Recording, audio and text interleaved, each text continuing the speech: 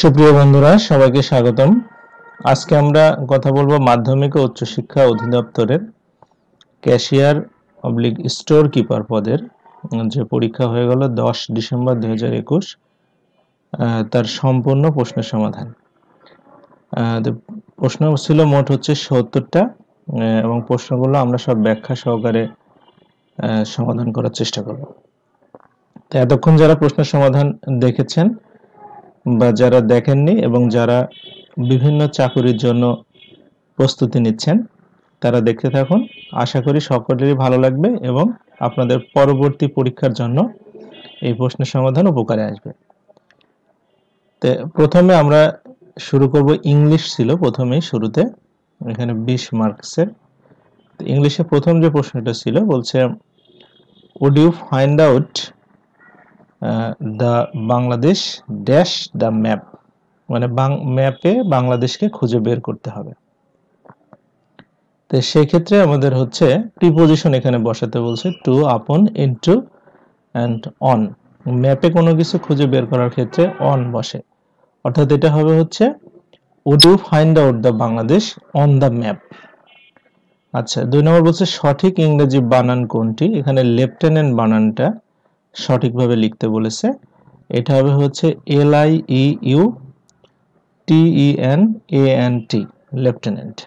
এটা মনে রাখা যায় একটা সূত্রের মাধ্যমে, যেমন মিথ্যা LIE, লাই, ইউ মানে তুমি, 10 মানে 10, আর হচ্ছে আন্ট মানে পিঁপড়া। এইভাবে ভেঙে ভেঙে ইচ্ছা করলে মনে রাখা সম্ভব। লেফটেন্যান্ট, বা কেউ কেউ ইচ্ছা করলে ইজিলি বানানো মনে রাখতে পারে, তার যেটা সহজ হয়। এবার 3 নম্বর প্রশ্ন বলছে, the meaning of the word অবিস। অবিস মানে কি? অবিস মানে হচ্ছে যেসব মানুষ খুবই মেদবহুল বা মোটা বলা হয়, অতিরিক্ত, তাদেরকে বলা হয়েছে অবিস, অর্থাৎ ভেরি ফ্যাট। 4 নম্বর বলছে, what does the people on his face to protect from COVID-19. COVID-19 থেকে বাঁচার জন্য মানুষ মুখে যে মাস্ক পরে, আসলে সেটার কথা বলছে, যে সেটা কি পরে। এখানে 4টা অপশন ছিল। একটা হচ্ছে musk, MUSK mask, MASK is mask, MASK mask, and হচ্ছে MAX ম্যাক্স। MUSK যেটা, সেটা হচ্ছে মাস্ক, এটা মানে হচ্ছে সুগন্ধি অর্থাৎ পারফিউম। আর MASK ইজ, এই স্পেলিংটা ডিকশনারিতে নাই, MASK মাস্ক এটা মানে ফেস মাস্ক আমরা যেটা পরি। আর একটা হচ্ছে MAX ম্যাক্স মানে হচ্ছে উন্নতি করা, এটা। সুতরাং এটা হবে MASK মাস্ক। সে সাঁতার কাটতে জানে না, এর ইংরেজি কি হবে? এর ইংরেজি হবে হচ্ছে he does not know how to swim. এরপরে 6 নম্বর বলছে, which one is correct sentence. এখানে 4টা সেন্টেন্স দিয়েছে, যে he deals in rice, he deals with rice, he deals by rice, he deals of rice. এটার অর্থ হচ্ছে যে ডিলস শব্দটার সাথে, মানে ডিলের সাথে ইন এবং উইথ দুইটাই বসে। যখন এটা উইথ বসে তখন এটা মিন করে হচ্ছে বিহেভিয়ার অর্থাৎ আচরণ, আর যখন এটা ইন বসে তখন এটা মিন করে হচ্ছে তার বিজনেস অর্থাৎ ব্যবসা। সুতরাং এটা হবে হি deals in rice. Which one is correct, এটা হচ্ছে এন্টারপ্রেনার বানানের আসছিল, এটা হবে এন্টারপ্রেনার, ENTREPRENEUR, এন্টারপ্রেনার। এবার 8 নম্বর বলছে, change the voice, I don't know him, আমি তাকে চিনি না। এটা ভয়েস চেঞ্জ করতে হবে। বলছে he is not known by me, he is not know me, he is not known me, and he is not known to me. এই know ভার্বটার পরে হচ্ছে আমাদের প্রিপোজিশন টু বসে, সুতরাং এটা হবে he is not known to me.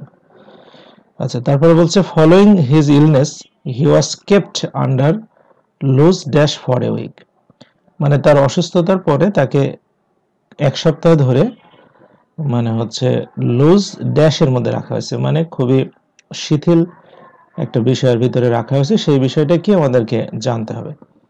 এখানে বলছে হচ্ছে পার্সোয়াল প্যারোসাল, আর একটা হচ্ছে ইনভেস্টিগেশন, আর একটা হচ্ছে মনিটরিং। মানে অসুস্থতার কারণে তাকে 1 সপ্তাহ ধরে মানে খুবই শিথিল মনিটরিং এর মধ্যে দিয়ে রাখা হয়েছে, সুতরাং এটা হবে হচ্ছে মনিটরিং। 10 বলছে the construction of metro rail is going on, এটা হচ্ছে একটা ইডিয়ম এন্ড ফ্রেজ ছিল। এটা হচ্ছে ইন ফুল সুইং, মানে হচ্ছে মানে সম্পূর্ণ দুর্দান্ত গতিতে চলছে মেট্রো রেলের কাজ। আচ্ছা, 11 বলছে ফেমিনিন জেন্ডার অফ টাইগার, টাইগারের হচ্ছে স্ত্রীলিঙ্গ কি হবে, এটা হচ্ছে টাইগ্রেস, TIGRES। 12 ছিল ইন নো টাইম মিন্স হচ্ছে ভেরি কুইকলি, মানে খুবই দ্রুত আর কি। What is the antonym of the best, best হচ্ছে গুড এর সুপারলেটিভ ফর্ম, এটার অ্যান্টোনিম হবে হচ্ছে ওর্স্ট, WORST, ওর্স্ট। 14 বলছে what is the synonym of the annoyed, annoyed মানে হচ্ছে বিরক্ত হওয়া কোনো কিছুতে, তো এটার সিনোনিম অর্থাৎ সমার্থক শব্দ এটা হবে হচ্ছে অ্যাংরি। তারপরে বলছে প্লিজ মিনস, এই প্লিজ মানে বানানের সমস্যা আছে, যে PLEDG, এই প্লেস মানে হচ্ছে কাউকে কোনো অঙ্গীকার করা, প্লেজ যেটাকে বলা হয়, তো এটা হবে মেক আ প্রমিস। এবার 16 বলছে খাজানজি শব্দের অর্থ কি, খাজানজি শব্দের বাংলা অর্থ হচ্ছে যারা ক্যাশ নিয়ে কাজ করে অর্থাৎ cashier. 17 the national mausoleum is, national মাউসোলিয়ামটা কোথায়, এট সাভার, যেহেতু সাভার একটা ঢাকা শহরের ভিতরে একটা ছোট জায়গা, সেখানে আমাদের প্রিপজিশন হিসেবে এট সাভার বসবে। 18 বলছে what is the right spelling, crisis, crisis বানানো হবে CRISIS। তারপরে হি ডাইড ড্যাশ ক্যান্সার, আমরা জানি রোগে মৃত্যু হলে ডাইড এর পরে প্রিপজিশন হবে অফ। তারপরে 20 ছিল another war that Bangabandhu had to wage, here the meaning of underline word, এই ওয়েজ শব্দের অর্থ কি, অর্থাৎ বঙ্গবন্ধুকে আরেকটি যুদ্ধ চালিয়ে যেতে হয়েছিল, এটার অর্থ হচ্ছে ক্যারি অন অর্থাৎ চালিয়ে যাওয়া। তো এই 20টা হচ্ছে মোট ইংরেজি ছিল 20 মার্কের। এবার আমরা চলে যাব বাংলাতে। প্রথম শব্দটা ছিল মাধুর্য শব্দের প্রকৃতি ও প্রত্যয় কি, এটা হবে মধুর যোগ জ। তারপরে কোন বানানটি সঠিক, মুহূর্ত বানান, ময় হস্য হয় দীর্ঘ তয় রেপ, মুহূর্ত। তারপর বলছে চর্যাপদ কে সম্পাদনা করেন, এটা হচ্ছে হরপ্রসাদ শাস্ত্রী। হরপ্রসাদ শাস্ত্রী 1907 সালে এই চর্যাপদ আবিষ্কার করেন। তিনি ঢাকা বিশ্ববিদ্যালয়ে তখন মানে পরবর্তীতে প্রফেসর ছিলেন আর কি। তো 1916 সালে তিনি হচ্ছে নেপালের রাজগ্রন্থশালা থেকে এই গ্রন্থগুলো আবিষ্কার করার পরে তিনি 1916 সালে 1000 বছরের পুরাণ বাংলা ভাষায় বৌদ্ধ গান ও দোহা নামে বঙ্গীয় সাহিত্য পরিষদ থেকে প্রকাশ করেন। সেখানে মোট 4টা বিষয় স্থান পেয়েছিল। একটা হচ্ছে চর্চা পদ, যেটা আমরা বলি চর্চ বিনিশ্চয় বলা হয় এটাকে, আর একটা হচ্ছে যে আমাদের সরহপাদের দোহা, আর একটা হচ্ছে কৃষ্ণপাদের দোহা, আর একটা হচ্ছে ডাকার নম। এই 4টা বই নিয়ে 1916 সালে উনি হচ্ছে বঙ্গীয় সাহিত্য পরিষদ থেকে এটা প্রকাশ করেন। এই জন্য চর্যাপদের সম্পাদক বলা হয় হচ্ছে মহামহোপাধ্যায় হরপ্রসাদ শাস্ত্রী। অরণ্য শব্দের স্ত্রীলিঙ্গ কি হবে, এটা হচ্ছে অরণ্যানী, স্বরেয় র মধ্য নয়জফলা আকার দন্ত নয় দীর্ঘিকা। আচ্ছা, 25 বলছে অনুচিত কোন সমাস, অনুচিত হচ্ছে নয় উচিত, অনুচিত এটা হবে হচ্ছে নয় তৎপুরুষ সমাস। অক্ষহীনী শব্দের সঠিক সন্ধি বিচ্ছেদ কি, অক্ষহীনী শব্দের সঠিক সন্ধি বিচ্ছেদ হবে হচ্ছে অক্ষ যোগ উহিনী, অর্থাৎ দীর্ঘকার হয় হস্যি মধ্য নয় দীর্ঘী, অক্ষহীনী। অক্ষহীনী শব্দের হচ্ছে অর্থ হচ্ছে যে আগে যখন যুদ্ধ হতো রাজাদের, মানে পুরাণ অনুসারে যে যুদ্ধগুলো, হিন্দু পুরাণের যে যুদ্ধগুলো রয়েছে সেখানে হচ্ছে মূলত আগেকার মিলিটারি ফোর্সেস ছিল পদাতিক বাহিনী, পদাতিক বাহিনী মানে যারা এখন বর্তমানে সেনাবাহিনী, তাদের সাথে হচ্ছে অশ্ববাহিনী, অশ্বারোহী বাহিনী যারা আছে অর্থাৎ ঘোড়ায় চড়ে যারা যুদ্ধ করতে পারত, এবং হস্তি বাহিনী এবং হচ্ছে রথ বিশিষ্ট, মানে রথ বলতে আসলে এখন যে মিলিটারি যান যেগুলো আছে সেই সময় রথ ইউজ করা হতো, ঘোড়ার রথ ছিল। তো এই 4 ধরনের অস্ত্রপাতি সমৃদ্ধ যে মিলিটারি ফোর্স অর্থাৎ সেনাবাহিনী ছিল তাকে বলা হতো হচ্ছে অক্ষহিনী। আচ্ছা, তো এই অক্ষহিনীর শব্দে সন্ধি বিচ্ছেদ তাহলে অক্ষ যোগ উহিনী। মরণ পথের প্রতীক্ষা করছে যে, এর এক কথায় প্রকাশ হবে হচ্ছে মুমূর্ষু, ময় হয় হস্য, ময় দীর্ঘকার, মূর্ধন্য শয়ে হস্যকার রেপ। এক ঘুম ঘুমিয়েছে, এটা কিসের উদাহরণ? এটা হচ্ছে সমধাতুস কর্ম। আমরা সমধাতুস কর্মটা একটু বুঝি। বলছে প্রযোজক কর্তা কি? মা শিশুকে চাঁদ দেখাচ্ছেন, অর্থাৎ এখানে শিশু হচ্ছে মেন কাজ করছে, মা হচ্ছে হেল্প করছে, সুতরাং এখানে মা হবে প্রযোজক।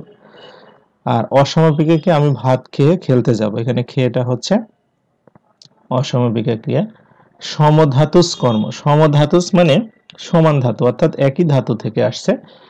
যেমন একটা সেন্টেন্স বলছে সে খুব চাল চেলেছে, এই চাল থেকেই চেলেছে এসেছে। তারপরে এক ঘুম ঘুমিয়েছি, ঘুম ঘুমিয়েছি, দুইটা কিন্তু একই শব্দ থেকে আসছে। অর্থাৎ হচ্ছে বাক্যের যে কর্ম অর্থাৎ অবজেক্ট এবং ভার্ব যদি একই ওয়ার্ড হয় তাহলে সেটাকে আমরা বলি সমধাতুস কর্ম। তো সুতরাং এক ঘুম ঘুমিয়েছে এটা হবে সমধাতুস কর্ম। 29 বলছে বিশ্বকবি রবীন্দ্রনাথ ঠাকুর বিদ্রোহী কবি কাজী নজরুল ইসলামকে কোন গ্রন্থটি উপহার দিয়েছিলেন? তো এখানে আমাদের যে গ্রন্থগুলো দেওয়া আছে সঞ্চয়িতা, সঞ্চিতা, শেষের কবিতা, গল্পগুচ্ছ।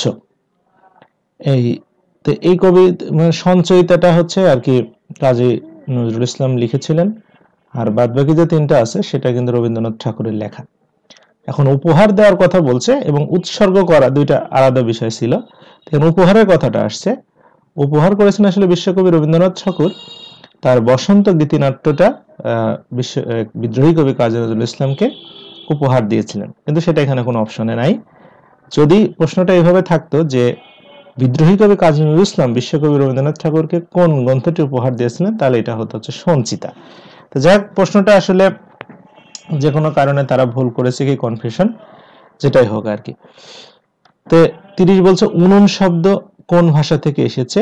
উনুন শব্দটি সংস্কৃত শব্দ যে উষ্মান শব্দের বিকৃত রূপ হয়ে তদ্ভব অর্থাৎ তাহার হতে উৎপত্তি, তদ্ভব রূপে বাংলাদেশে, সুতরাং এটা হবে তদ্ভব শব্দ। এরপর রেখাচিত্র কোন ধরনের রচনা? এটা একজন বিখ্যাত লেখক আবুল ফজলের আত্মজীবনীমূলক গ্রন্থ রেখাচিত্র। নারা বনে বাগধারার অর্থ কি? নারা বনে অর্থাৎ যারা মাঠে ধানের জমিতে কাজ করে, মূর্খ মানুষ, মূর্খ ঠিক বলা যায় না আসলে, যারা শিক্ষিত নয় আর কি, এখন ভাষাগতভাবে তাদেরকে মূর্খ বলে, শিক্ষিত নয় সেই মানুষগুলোকে বলা হয়েছে নারা বনে, অর্থাৎ এখানে যে অপশন আছে সে অনুসারে মূর্খ। হ কোন ধ্বনির অন্তর্ভুক্ত? আচ্ছা, এটা হবে হচ্ছে অঘোষ ধ্বনি। ঘোষ অঘোষ ধ্বনির বিষয়টা আছে কি, যে আমাদের বর্ণমালার যে হচ্ছে আমাদের প্রথম মানে ক খ গ ঘ ও যে 5টা থাকছে, তার প্রথম ক এইটা হচ্ছে অল্পপান এবং অঘোষ। আচ্ছা, আবার খ দেখা যাচ্ছে যে অল্পপান কিন্তু হচ্ছে না ঘোষ, মানে এরকম ভাবে ভাগ আছে। তো সেই হিসাবে হ হচ্ছে অঘোষ ধ্বনির অন্তর্ভুক্ত। এরপরে কন্যা শব্দের অপনিহিতি কোনটি? অপনিহিতি আমরা জানি যে পরে যে হর্ষইকারটা থাকে সেটা আগে উচ্চারণ হয়ে যায়, মাঝখান থেকে অনেক সময় চলে যায়, সেটাকে বলা হয় হচ্ছে অপনিহিতি। তো এখানে কন্যা, মাঝখানে কন্যা, এই হর্ষইটা ডিলিট হয়ে যাবে, তাহলে সেটা হবে হচ্ছে খ নম্বর, অর্থাৎ ক হর্ষই দন্ত নয় জফলা আকার, কন্যা। 35 বলছে উদ্যম শব্দের সঠিক সন্ধি বিচ্ছেদ কোনটি? এটা হবে উদ যোগ জম, উদ্যম। 36 সকলকে মরতে হবে, বাক্যের সকলকে কোন কারকে কোন বিভক্তি? যেহেতু এটাই বাক্যের হচ্ছে সাবজেক্ট বোঝাচ্ছে অর্থাৎ বাক্যের উদ্দেশ্য, সুতরাং সকল এটা হবে কর্তায়, কে রে এ অতে থাকলে দ্বিতীয় বিভক্তি, এটা হবে কর্তায় দ্বিতীয়। এবার 37 বছর কোন শব্দটি চন্দ্র শব্দের সমার্থক শব্দ নয়? 4টা ছিল, বিধু, ইন্দ্র, অর্ক না মৃগাঙ্ক। অর্ক শব্দটির অর্থ আসলে মূলত সূর্য, অর্কমালী বলা হয় সূর্যকে। অর্ক মানে একদম সূর্য না, মানে অর্ক মানে কিরণ, তাহলে অর্ক মালি মানে হচ্ছে সূর্য। তাহলে অর্ক শব্দটির অর্থ আমরা এই চারটা থেকে আলাদা বলতে পারি। বিধু, ইন্দু এবং মৃগাঙ্ক তিনটাই হচ্ছে চন্দ্র। তুমি কি খাবে? কি খাবে মানে জিজ্ঞেস করছে ভাত ডাল বা এরকম কিছু, মানে তুমি কি খাবে, বাক্যে কি ব্যবহৃত হয়েছে কি হিসাবে আসলে। তো এখানে চারটা অপশন ছিল। এখানে যদি বাক্যটা তুমি কি খাবে মানে কয় হস্যিকার থাকতো, তাহলে বাক্যটা হতো আমাদের হচ্ছে তুমি কি খাবে কি খাবে না, অর্থাৎ ইয়েস নো যদি থাকতো তাহলে সেটা প্রশ্নবোধক হিসেবে আমরা ইউজ করতে পারতাম। কিন্তু এখানে বলছে তুমি কি খাবে মানে খাওয়ার আইটেমটা জিজ্ঞেস করছে, অর্থাৎ খাওয়ার সাথে এটা রিলেটেড। খাওয়াটা হচ্ছে এখানে বাক্যের হচ্ছে ক্রিয়া, সুতরাং ক্রিয়ার সাথে যে বিষয়টা ক্রিয়াতে যেটা বিশেষায়িত করছে সুতরাং সেটা হবে যে ক্রিয়া বিশেষণ। যেমন এটার অ্যান্সার হতে পারে আমি ভাত খাবো বা আমি রুটি খাবো। তাহলে আমি ভাত খাবো, তাহলে হচ্ছে ভাতটা তাহলে এখানে কি হচ্ছে আমাদের খাওয়াটাকে মিন করতেছে, তাহলে সেই ক্ষেত্রে এটা হবে ক্রিয়া বিশেষণ। বাংলা সাহিত্যে যোগ সন্ধিক্ষণ কবি বলা হয় কাকে? আচ্ছা, বাংলা সাহিত্যের যে আমাদের যোগ বিভাগ রয়েছে, যে আমাদের 650 থেকে আমাদের 1200 সাল, 1200 থেকে আমাদের 1201 থেকে হচ্ছে 1800 সাল, তারপরে আমাদের হচ্ছে আধুনিক যুগ। তে মধ্যযুগটা মূলত ভারতচন্দ্র রায়গুণাকর, যিনি হচ্ছে কৃষ্ণনগর রাজসভার কবি ছিলেন, তার মৃত্যুর মধ্য দিয়ে মধ্যযুগ 1760 সালে ভারতচন্দ্র রায়গুণাকর যখন মৃত্যুবরণ করেন তখন থেকে তার মধ্যযুগ মূলত শেষ হয়ে গেছে। তো এই 1760 সালের পরে আসলে আমরা মধ্যযুগ সেই ধরতেছি 1800 সাল, অর্থাৎ 1800 সাল পর্যন্ত 40 বছর হয়ে গেল। এর ভিতরে উল্লেখযোগ্য তেমন কোনো কবি বাংলা সাহিত্যে ছিল না, কবি বা সাহিত্যিক। তারপর 1824 সালে মাইকেল মধুসূদন দত্ত যখন জন্মগ্রহণ করলেন, 1843 সালে স্পেশালি উনি লেখালেখি শুরু করলেন আর কি। তো এই যে মাঝখানে যে গ্যাপটা, অর্থাৎ 1760 থেকে আমরা 1843 বলতে পারি, এদিকে 43 বছর, এদিকে 40 বছর, অর্থাৎ 83 বছর প্রায়। এই 83 বছর সময়ের ভিতরে একজন কবি তার লেখালেখিতে ভালো একটা মানে অবস্থান তৈরি করেছিলেন। মানে দুই যুগের বিষয়গুলো সেখানে ছিল, অর্থাৎ মধ্যযুগের দেবদেবী নির্ভর যে কাহিনী সেটাও কিছু ছিল, আবার আধুনিক যুগের যে মানবিকতার বিকাশের যে বিষয়টা আছে, মানুষকে নিয়ে সাহিত্য রচনা করা, সেগুলো তার কবিতার অন্তর্ভুক্ত ছিল। তারই নাম হচ্ছে ঈশ্বরচন্দ্র গুপ্ত। যেমন তিনি একটা কবিতা লিখেছিলেন যে হচ্ছে তপসে মাস, অর্থাৎ হচ্ছে তারপরে কে বড় বা বড় কে, একটা কবিতা যেখানে সেখানে বলেছিল মাসকে তিনি হচ্ছে দেবতা হিসাবে কল্পনা করেছেন বা মাসের গুণকীর্তন করেছেন, অর্থাৎ সেটা মধ্যযুগে দিয়ে চলে গেল। আবার তিনি মানে বড়কে কবিতাতে লিখেছেন যে হচ্ছে মানুষের ভিতরে কে বড় হবে কে ছোট হবে জ্ঞান বুদ্ধি এবং কর্মের মাধ্যমে, সেগুলো তিনি ফোকাস করেছেন। অর্থাৎ তিনি দুই যুগকেই ফোকাস করতে চেয়েছেন, এই জন্য তাকে যুগ সন্ধিক্ষণ অর্থাৎ দুই যুগের কানেক্টিং একজন কবি হিসেবে বিবেচনা করা হয়। এবারে 40 বলছে জাতীয় কবি কাজী নজরুল ইসলামের মৃত্যু দিবস কবে? জাতীয় কবি কাজী নজরুল ইসলামের মৃত্যু দিবস হচ্ছে 12 ভাদ্র 1383 বঙ্গাব্দ। এই ছিল হচ্ছে আমাদের বাংলা। এবার আমরা চলে যাব গণিতে। প্রথমে বলছে নিচের কোন পূর্ণ সংখ্যাকে 3, 4, 5 এবং 6 দ্বারা ভাগ করলে যথাক্রমে 1, 2, 3, 4 অবশিষ্ট থাকবে। আচ্ছা, এখানে চারটা অপশন ছিল 48, 50, 58 এবং 60। আমরা একটা বিষয় লক্ষ্য করি যে 3 দিয়ে ভাগ করলে নাকি 1 অবশিষ্ট থাকবে। 3 আর 1 এর তফাৎ কত হচ্ছে 2। আবার 4 দিয়ে ভাগ করলে 2 অবশিষ্ট থাকবে, 4 আর 2 এর তফাৎও কিন্তু 2। আবার 5 দিয়ে ভাগ করলেও 3 অবশিষ্ট থাকবে, 5 আর 3 এর তফাৎ 2। আবার 6 দিয়ে ভাগ করলে 4 অবশিষ্ট থাকবে, অর্থাৎ 6 আর 4 এর তফাৎ 2। এখন প্রত্যেকটার ডিফারেন্সটা কিন্তু 2 থাকছে। তাহলে আমরা একটা কাজ করতে পারি যে প্রতি ক্ষেত্রে ভাজক এবং ভাগশেষের যে পার্থক্য সেটা কিন্তু 2। তাহলে আমরা এই যে 3, 4, 5, 6 এগুলো লসাগু করে ফেলবো, যে সংখ্যাটা বের হবে সেই সংখ্যাটা কিন্তু 3 দিয়ে ভাগ যাবে, 4 দিয়ে ভাগ যাবে, 5 দিয়ে ভাগ যাবে, 6 দিয়ে ভাগ যাবে। এখন এই যে 60 আমাদের লসাগুটা হলো, সেই 60 থেকে আমাদের এই 2 কিন্তু মাইনাস করে দিতে হবে, কারণ প্রতি ক্ষেত্রে 2 থাকছে।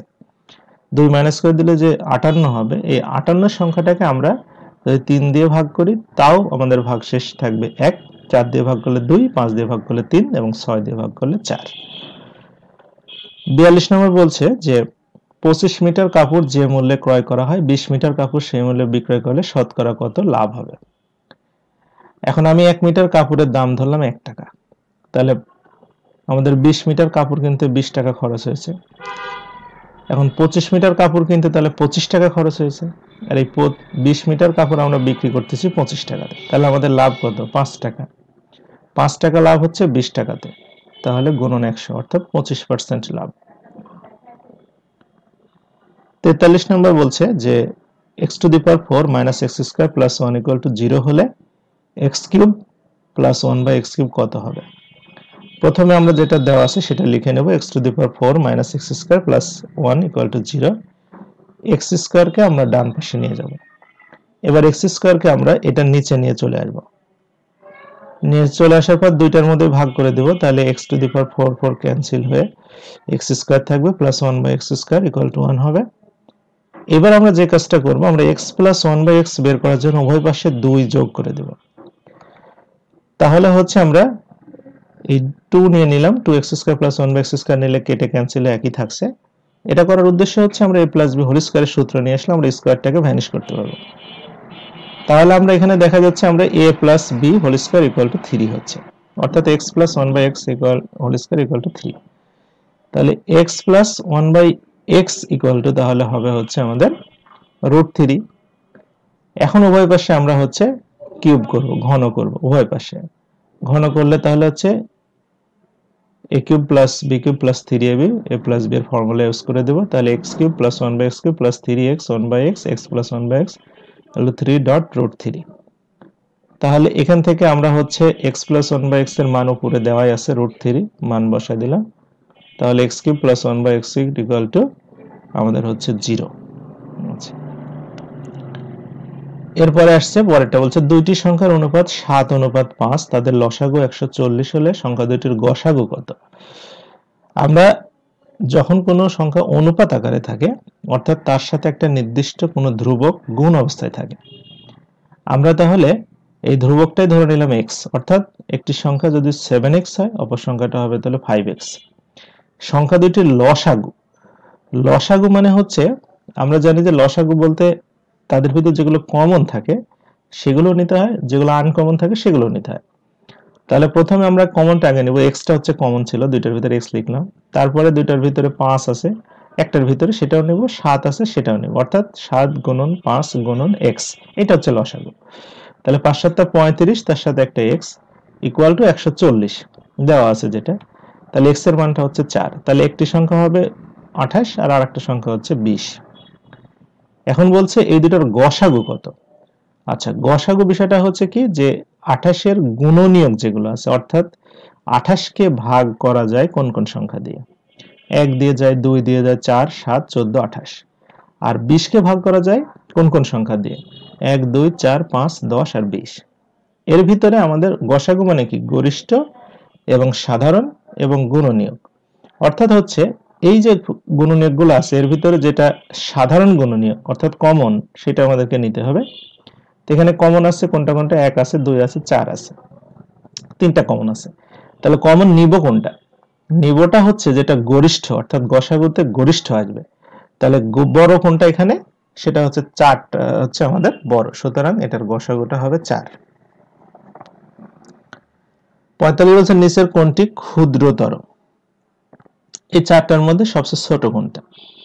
এখন বিষয়টা হচ্ছে এটা অনেক পদ্ধতি আছে বের করা, তো আমার মতে সবচেয়ে পদ্ধতি হয় খুব দ্রুত একটু ভাগের দিকে যাওয়াটাই ভালো, তাড়াতাড়ি হবে। অন্য পদ্ধতি আপনারা ট্রাই করতে পারেন, অনেক সময়ের দরকার আছে। তো আমরা এগুলো ভাগ করে দেখছি চারটা, যে হচ্ছে মানে নরমালি আপনি বেশি কঠিন করে ভাগ করার দরকার নাই, দেখা শুধু পয়েন্ট নিয়ে এক ঘর ভাগ করলে এনাফ, কারণ দশমিকের পরে দরকার নাই, প্রথম দশমিকের পরে যেটা বড় থাকে বোঝাই যায়। তাহলে এটা হবে সবচেয়ে ছোটটা হচ্ছে 6/11। 46 বলছে একটি ত্রিভুজাকৃতি ভূমির ক্ষেত্রফল 216 বর্গমিটার এবং এর ভূমি 18 মিটার হলে উচ্চতা কত? তাহলে আমরা জানি ত্রিভুজের ক্ষেত্রফল হাফ ভূমি গুণন উচ্চতা, ক্ষেত্রফল দেওয়া আছে 216, হাফ গুণন 18 গুণন উচ্চতা। তাহলে আমরা 18কে ক্যান্সেল করে দিয়ে 9টাকে ওই পাশে নিয়ে গেলে উচ্চতা হচ্ছে 216/9 অর্থাৎ 24, অর্থাৎ উচ্চতাটা হবে হচ্ছে 24 মিটার। 47 বলছে একটি কোণের মান তার পুরো কোণের মানের অর্ধেকের সমান, কোণটির মান কত? তাহলে একটা কোণের মান আর একটা কোণের মানের অর্ধেক, অর্থাৎ একটা কোণ যদি 2x হয় একটা কোণ হবে x, এই দুইটা কোণ যোগ করলে 90 ডিগ্রি হবে। পুরো কোণ কিন্তু দুইটা পুরো কোণের যোগফল 90 ডিগ্রি হয়। তাহলে x এর মান হচ্ছে 30, অর্থাৎ একটা কোণ 60 ডিগ্রি আর একটা কোণ হচ্ছে 30 ডিগ্রি। আচ্ছা, তাহলে কোণটির মান কত? 30 ডিগ্রির কথা বলছে তারা। দুইজন ব্যক্তি 8 দিনে একটি কাজ করতে পারে, প্রথম জন 12 দিনে একা করতে পারে, দ্বিতীয় ব্যক্তি ওই কাজ কত দিনে করতে পারে? তাহলে আমরা প্রথম জন 12 দিনে করে একটা কাজ, তাহলে একদিনে করে 12 ভাগের 1 ভাগ। এভাবে সে 8 দিনে আগে কতটুকু করলো দেখি। সে যতটুকু করলো বাদ বাকিটুকু কিন্তু দ্বিতীয় জন করছে। তাহলে 8 দিনে প্রথম জন 12 ভাগের 8 ভাগ কাজ করে ফেলছে প্রথম জন। দ্বিতীয় জনের ভাগে থাকলো কতটুকু? 12 ভাগের 8 ভাগ কিন্তু অলরেডি শেষ, তাহলে 4 ভাগ আছে। এই 12 ভাগের 4 ভাগ সে 8 দিন মিলে করে, তাহলে দ্বিতীয় জন 12 ভাগের 4 ভাগ করে 8 দিনে, তাহলে এক অংশ করবে হচ্ছে 24 দিন সময় লাগবে। আচ্ছা, এরপরে বলছে যে নিচের কোনটি মৌলিক সংখ্যা নয়? 4টা অপশন ছিল, কোনটা মৌলিক সংখ্যা নয়? এটা গ নাম্বার হবে 253, এটাকে 11 দিয়ে ভাগ করলে 23 হবে, সুতরাং এটা মৌলিক সংখ্যা নয়। বলছে 17 সেন্টিমিটার, 15 সেন্টিমিটার এবং 8 সেন্টিমিটার বাহু বিশিষ্ট ত্রিভুজ হবে। অপশন ছিল সমবাহু, সমকোণী, সমদ্বিবাহু না স্থূলকোণী। আচ্ছা, 17, 15 এবং 8, তাহলে অবশ্যই এটা সমবাহু হচ্ছে না, কারণ তিন রকম বাহু। সমদ্বিবাহু হচ্ছে না, কারণ দুইটা মিল নাই। আর স্থূলকোণী, বাহুর সাথে দিয়ে আমরা কোণ নির্ধারণ করতে পারবো না, এটা হবে হচ্ছে সমকোণী। সমকোণী ত্রিভুজে আমরা জানি অতিভুজ স্কয়ার ইকুয়াল টু লম্ব স্কয়ার প্লাস ভূমি স্কয়ার হয়। তো সেক্ষেত্রে আমাদের অতিভুজটা হচ্ছে বড়টা হবে, বড় হচ্ছে 17 square equal two 8 square plus 15 square. যদি এটা মিলে যায় দুই পাশে তাহলে এটা সমকোণী ত্রিভুজ হবে, অর্থাৎ 289 = 289। ঠিক আছে এটা। এবার 51 বলছে একটি চতুর্ভুজের 3 কোণের সমষ্টি 280 ডিগ্রি হলে চতুর্থ কোণ কত? চতুর্ভুজের 4 কোণ মিলে 360 ডিগ্রি হয়, তাহলে আরেকটা কোণ অবশ্যই 80 ডিগ্রি হবে। তারপরে বলছে a square minus c square minus 2ab plus b স্কয়ারের সঠিক উৎপাদক কোনটি? তাহলে a square minus 2ab plus b square এভাবে সাজায় লিখলাম, মাইনাস c স্কয়ার অর্থাৎ a plus b whole square minus c square. তাহলে a স্কয়ার b স্কয়ারের সূত্রে বসায় দেব যে a minus b plus c একটা, a minus b minus c একটা। 53 বলছে x minus y equal to 2, xy equal to 24 হলে x এর মান কত? আচ্ছা, তাহলে এখানে আমাদের 4ab সূত্রটা দিলে তাড়াতাড়ি হবে। 4xy equal to x plus y whole square minus x minus y whole square. তাহলে আমরা এখানে xy এর মান বসাই দিলাম, তাহলে এখান থেকে আমরা x প্লাস y এর মান পেয়ে গেলাম 10। তাহলে x মাইনাস y 2 আর x প্লাস y হচ্ছে 10। এখন এই দুইটা সমীকরণ যোগ করলে আমাদের হচ্ছে x plus y plus x minus y equal two 12, 2x সমান হচ্ছে 12, x এর মান হচ্ছে 6। 54 বলছে 0.04 গুণন 0.02 গুণন 0.08 কত হবে? এগুলো সবগুলো আমরা গুণ করে ফেলবো, 8 দোকানে 16, 4 16 64, আর আমাদের 6 ঘর আগে শূন্য দশমিকটা হবে, অর্থাৎ 4টা শূন্য দিতে হবে। তারপরে বলছে 55 নম্বর যে লগ হচ্ছে বেস 3 পাওয়ার 1/9 এটা কত হবে? এটাকে আমরা হচ্ছে লগ 3 বার মাইনাস 2 লিখতে পারি 1/9 কে। 3 3 মিলে গেল লগের, তাহলে সুতরাং এটা ভ্যানিশ হয়ে যাবে, উপরের পাওয়ারটাই হবে आंसर -2। এই পর্যন্ত ছিল হচ্ছে আমাদের গণিত। এবার আমরা সাধারণ জ্ঞানে চলে যাব। বলছে ইনকা সভ্যতার বিকাশ হয় কোন অঞ্চলে? আমরা জানি ইনকা সভ্যতার বিকাশ হয় হচ্ছে মধ্য আমেরিকাতে, ল্যাটিন আমেরিকা, মধ্য আমেরিকা এই অঞ্চলে। এটা হবে হচ্ছে পেরুতে। G7 এর একমাত্র এশীয় দেশ কোনটি? এটা আগে G8 ছিল, রাশিয়াকে বাদ দেওয়ার পরে। রাশিয়া যখন ইউক্রেনকে পরে হামলা চালিয়েছিল তখন রাশিয়াকে ক্যান্সেল করে এখানে 7 সদস্য দেশ এখন আছে, যে জন্য G7 বলা হয়। G7 এ মোট দেশ আছে হচ্ছে 7টা, তার মধ্যে হচ্ছে Germany, Italy, Canada, Japan, France, যুক্তরাজ্য এবং যুক্তরাষ্ট্র। এশীয় দেশ হচ্ছে জাপান। এসডিজির লক্ষ্যমাত্রা কয়টি? 17টা। জাতিসংঘের সাধারণ পরিষদ কর্তৃক এই 2016 থেকে 2030 সাল মেয়াদী 15 বছর মেয়াদী একটা উন্নয়ন লক্ষ্যমাত্রা ধরা হয়েছে এসডিজি। জাতিসংঘের অধীনে আগেও একটা লক্ষ্যমাত্রা ছিল যেটাকে বলা হয় এমডিজি, মিলেনিয়াম ডেভেলপমেন্ট গোল, যেখানে হচ্ছে 8টা লক্ষ্যমাত্রা ছিল। সেখানে পরিবেশের বিষয়টাকে ইগনোর করা হয়েছিল। পরবর্তীতে পরিবেশ এবং জীববৈচিত্র্য সহ এই 17টি লক্ষ্য এবং 169টি সহযোগী লক্ষ্যমাত্রা নির্ধারণ করা হয়, যেটাকে বলা হয় সাস্টেইনেবল ডেভেলপমেন্ট গোল এসডিজি বা টেকসই উন্নয়ন লক্ষ্যমাত্রা। তাই টেকসই উন্নয়ন লক্ষ্যমাত্রাতে মোট 17টা যে লক্ষ্যমাত্রা আছে তার প্রথমটা হচ্ছে দারিদ্র্য দূরীকরণ, অর্থাৎ হচ্ছে আমাদের জিরো পভার্টি। 2 ছিল ক্ষুধা নির্মূল ও খাদ্য নিরাপত্তা, অর্থাৎ হচ্ছে আমাদের নো হাঙ্গার এবং হচ্ছে ফুড সিকিউরিটি। তারপরে ছিল হচ্ছে গুড হেলথ এবং ওয়েলবিং, অর্থাৎ সুস্বাস্থ্য ব্যবস্থা, স্বাস্থ্য ব্যবস্থার উন্নয়ন। মানসম্মত শিক্ষা 4 ছিল কোয়ালিটি এডুকেশন। 5 হচ্ছে জেন্ডার ইকুয়ালিটি, অর্থাৎ লিঙ্গ সমতা। 6 হচ্ছে সুপেয় পানি, অর্থাৎ হচ্ছে আমাদের ক্লিন ওয়াটার অ্যান্ড স্যানিটেশন যেটা। 7 হচ্ছে অ্যাফোর্ডেবল অ্যান্ড ক্লিন এনার্জি, অর্থাৎ সহজলভ্য এবং হচ্ছে যাতে ক্লিন এনার্জি, মানে যেগুলোতে পরিবেশ নষ্ট হবে না সেগুলো। 8 বলছে আমাদের decent work and economic development, অর্থাৎ হচ্ছে পরিকল্পিত অর্থনৈতিক উন্নয়ন এবং কর্ম আর কি যেটা। তারপর 9 ছিল শিল্প উদ্ভাবন অবকাঠামো, ইনফ্রাস্ট্রাকচার ইন্ডাস্ট্রি অ্যান্ড ইনোভেশন, অর্থাৎ হচ্ছে এগুলোতে উন্নয়ন করতে হবে। 10 ছিল হচ্ছে বৈষম্য দূরীকরণ, মানে ডিসক্রিমিনেশনকে কমাতে হবে। 11 ছিল টেকসই নগর ব্যবস্থা, সাস্টেনেবল সিটিজ অ্যান্ড কমিউনিটিস।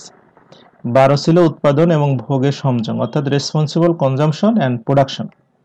আর 13 ছিল হচ্ছে ক্লাইমেট চেঞ্জ, জলবায়ু পরিবর্তন। 14 হচ্ছে জলজীবন, লাইফ ইন ওয়াটার। অ্যান্ড 15 ছিল স্থলজ জীববৈচিত্র্য, অর্থাৎ লাইফ অন ল্যান্ড। অ্যান্ড 16 ছিল শান্তি ন্যায় বিচার শক্তিশালী প্রতিষ্ঠান, peace justice and strong institution. আর 17 ছিল হচ্ছে পার্টনারশিপ ফর গোল, অর্থাৎ উন্নয়নের জন্য আন্তর্জাতিক যে অংশীদারিত্ব অর্থাৎ বৈশ্বিক অংশীদারিত্বটা নিশ্চিত করা। এই 17টা লক্ষ্য নিয়ে এসডিজি শুরু হয়েছিল। 59 বলছে 2021 সালে আইসিসি পুরুষ টি20 বিশ্বকাপ বিজয়ী দেশ হচ্ছে কোনটা? অস্ট্রেলিয়া। কপ 26 সম্মেলন কোথায় অনুষ্ঠিত হয়? এটা হবে স্কটল্যান্ডের গ্লাসগোতে। বাংলাদেশ জাতিসংঘের কততম সদস্য? এটা 136তম সদস্য হবে। 62 বলছে city of love and lights বলা হয় কোন শহরকে? প্যারিস। বীরশ্রেষ্ঠ মুন্সি আব্দুর রফের সমাধিস্থল কোথায়? এটা হচ্ছে নানিয়ার চর, রাঙ্গামাটি। মুন্সির নানির 1 নং ফড়িংটি রাঙ্গা, অর্থাৎ মুন্সির হচ্ছে মুন্সি আব্দুর রফ উনি যুদ্ধ করেছেন 1 নং সেক্টরে, ফরিদপুরে তার জন্ম এবং রাঙ্গামাটির নানিয়ার চরে তার কবর অবস্থিত। 64 বাংলার নৌকা বাইচের সূচনা করেছেন সুবেদার ইসলাম খান। সুবেদার ইসলাম খান যখন ঢাকায় এসেছিলেন তখন তিনি ঢাকা শহরের সাথে আমাদের হচ্ছে যে নৌ যোগাযোগ ব্যবস্থাটা উন্নয়নের জন্য উনি একটা খাল খনন করেছিলেন, যার নামটা হচ্ছে তখন ছিল হচ্ছে দোলাই খাল, যেটা বর্তমানে নাম বিকৃত হয়ে ধোলাই খাল হয়ে গেছে ঢাকায়। এবং যেটা বর্তমানে যেখান থেকে আসলে ওই দক্ষিণবঙ্গের যে নৌযানগুলো ছেড়ে যায় সেটাকে বলে আর কি আহসান মঞ্জিলের সামনে। তিনি তখন ওখানে নৌকা বাইচের সূচনা করেছিলেন। 65 বলছে 1 জিবি সমান কত? এটা হবে 1024 মেগাবিট বা এমবি। বাংলাদেশের স্বাধীনতার সুবর্ণ জয়ন্তী বছর কোনটি? এটা হবে 2021, অর্থাৎ স্বাধীনতার সুবর্ণ জয়ন্তী আমাদের 1971 সালে স্বাধীনতা লাভ করার পরে 2021 সালে স্বাধীনতার 50 বছর আর কি পূর্তি উপলক্ষে স্বাধীনতার সুবর্ণ জয়ন্তী পালিত হবে। এরপর কোভিড-19 এর কোয়ারেন্টাইন কতদিন? 14 দিন।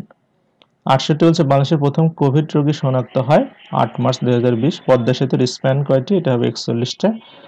পুরাতন ব্রহ্মপুত্র মেঘনার মিলনস্থল কোথায়? এটা হচ্ছে ভৈরব। তো এই 70টা প্রশ্ন ছিল আমাদের আজকের প্রশ্নের সমাধানে। তো সুপ্রিয় বন্ধুরা, ভালো লেগে থাকলে লাইক কমেন্ট শেয়ার করবেন এই আশা রেখে শেষ করছি। এবং অন্যান্য প্রশ্নের সমাধানে আমরা কাজ করছি, আশা করি সব প্রশ্ন সমাধানের মধ্যে দেওয়ার চেষ্টা করব। এতক্ষণ সাথে থাকার জন্য সবাইকে অসংখ্য ধন্যবাদ।